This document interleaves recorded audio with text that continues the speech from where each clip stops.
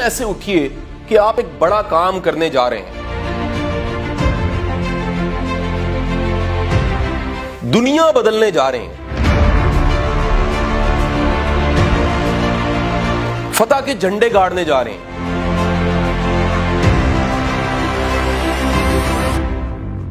ऊंचे पहाड़ों को फतह करने जा रहे हैं।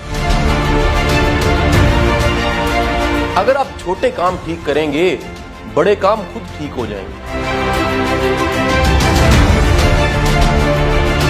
बुलंदी पे पहुंचने से पहले बुनियादों को ठीक करें। हम सबकी जिंदगी में चैलेंज हैं, हम सबकी जिंदगी में मुश्किलात हैं, हम सबकी जिंदगी में मसाइल हैं। हमें मसला तब बड़ा लगता है जब हम खुद उस मसले को बड़ा मानने लग पड़ते हैं।